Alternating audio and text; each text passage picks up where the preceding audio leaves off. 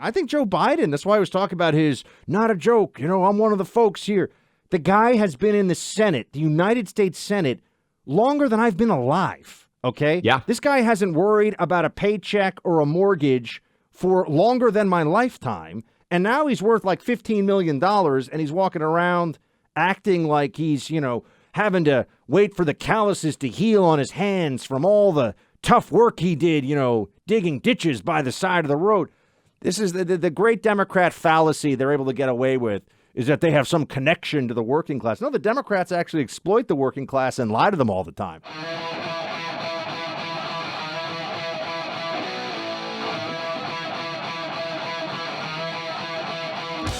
In one of the weirdest political attack kerfuffles from the left I can think of in recent memory, at least, where she's not allowed to use the headline of a newspaper. The newspaper has sent her, the Seattle Times, a cease and desist. That's not how the First Amendment works, Seattle Times. Like, what are they doing? And as desperate as newspapers are, wouldn't you think they'd want all the free advertising they can get for their headlines? Yeah, but I mean, think about and this. Then also, if somebody could sue us for criticism of them, you can't mention, our company and criticize it. No, that's actually what the First Amendment does. It allows us to mention it. It allows us to even tweet out a photo of a news story saying this is garbage.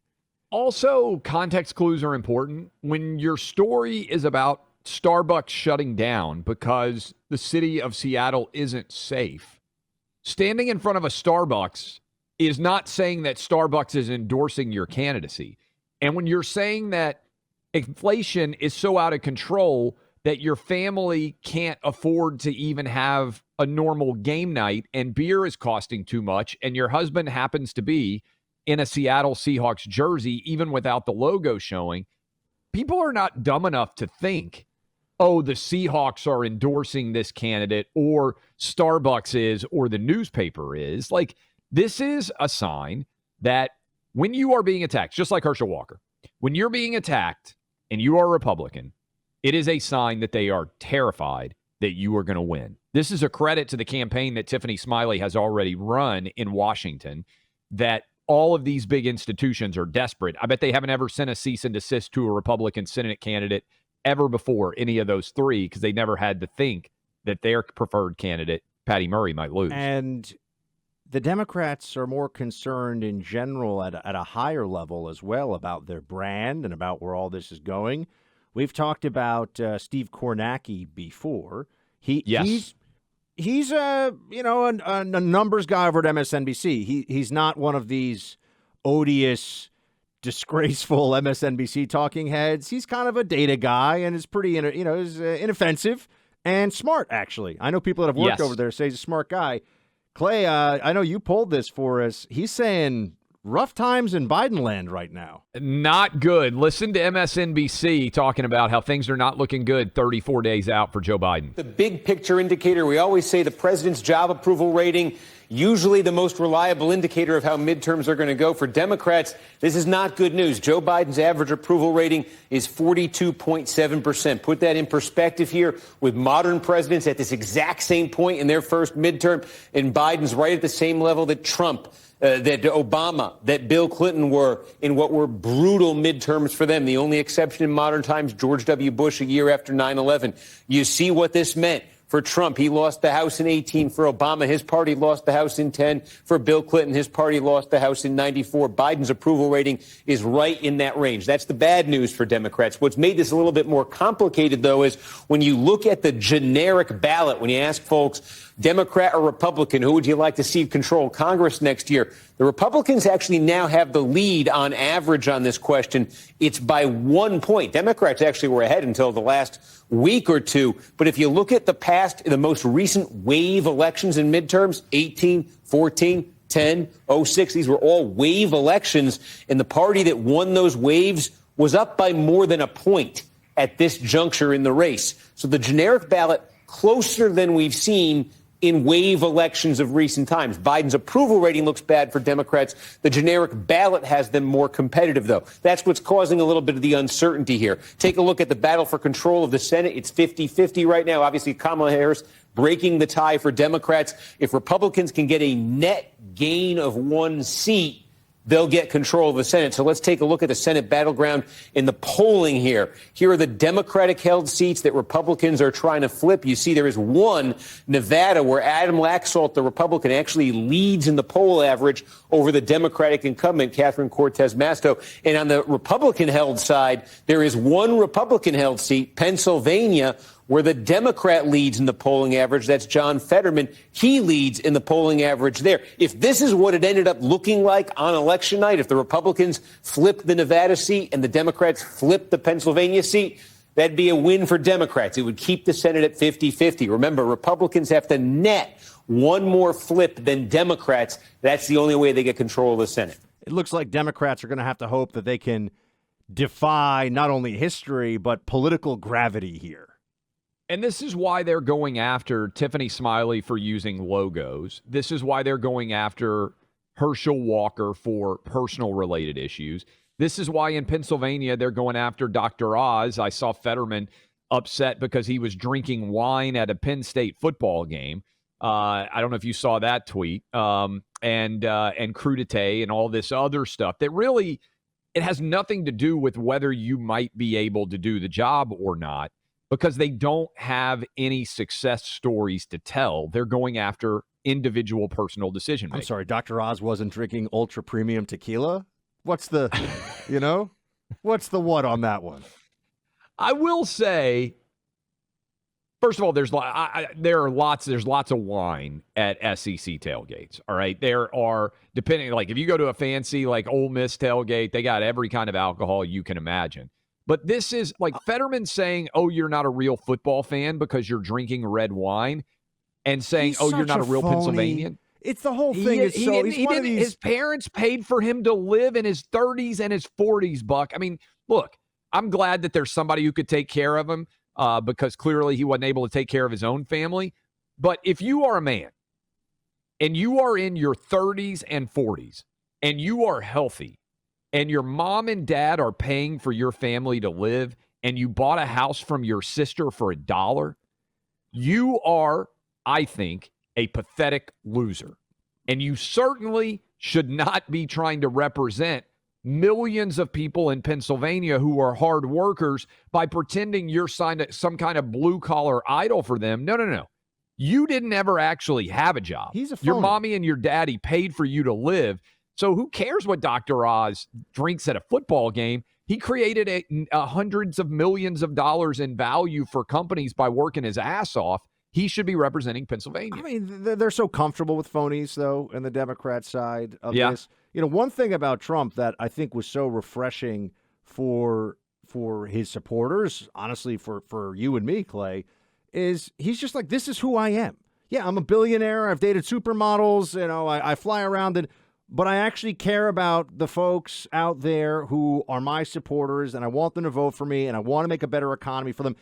Trump wasn't walking around like, hey, I got my shotgun, gonna go duck hunting now, right before the John Kerry thing, what these people do. Trump was what he was, and he presented that to people, and he does have, people that know this, he does have an ability to talk to, whether it's the server at the Trump Hotel restaurant or it's the guy sitting with the lunch pail building another big, another Trump tower of some kind.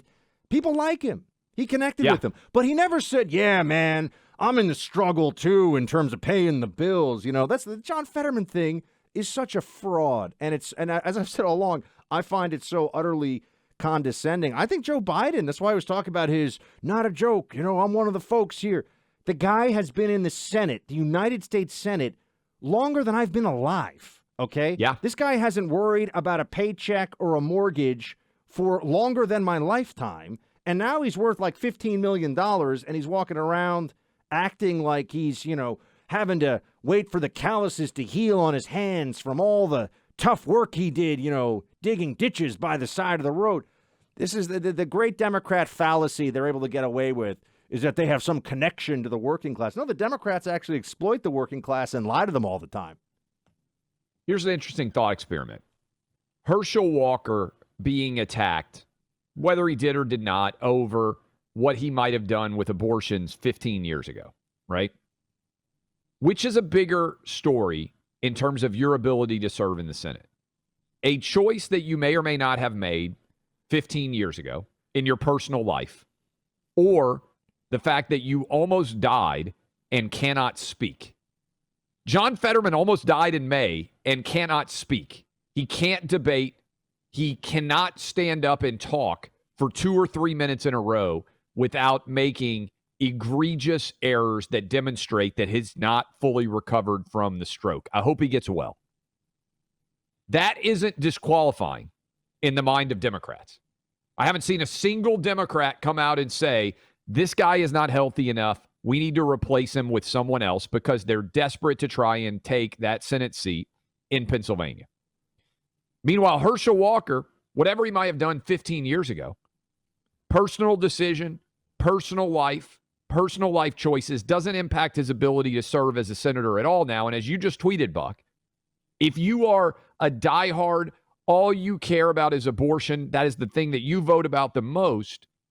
If you don't support Herschel Walker, then you are voting effectively to put a guy in who doesn't believe there should be any restriction on abortion all the way up to the 9th month of pregnancy. And should yet have we get federal funding for it, too, by the way. That's Warnock right. is going to want it to be codified law, codified row at the federal level, and your tax dollars going to Planned Parenthood. So what message are you sending the pro-life movement by saying, well, let's just, let's let the guy who's imperfect push him off to the side and get the guy who's basically on the side of evil here? So that's the problem that I have with it.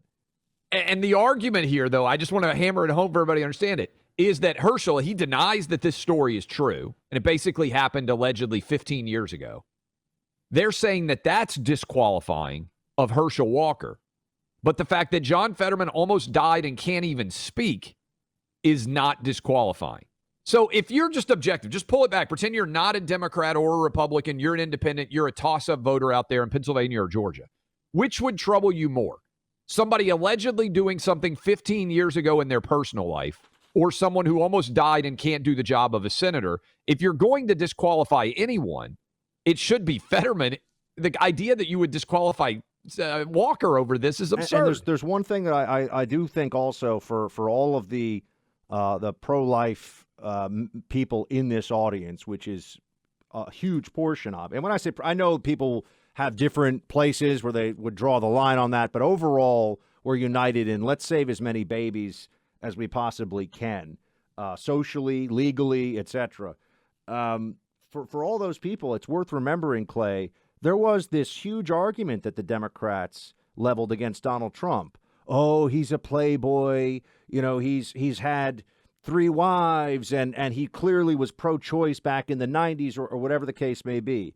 Donald Trump came into office, and his legacy, as we all see now from the overturning of Roe, is he was the most impactful, and you can argue, the most pro-life president of the last 50 years. Donald Trump. Not somebody who seems, like they're deeply religious and committed to the cause of life for the last, that wasn't his background, but Trump came in and was the most pro-life president that any of us have really ever seen. And that's noteworthy. That's something everybody should remember. Herschel could do the same for the pro-life movement in the Senate, irrespective of what his personal life and decisions were over a decade ago. I think it's well said. And I know we have a lot of Georgians who listen to us. And what I would just hammer home again is this means Herschel is winning.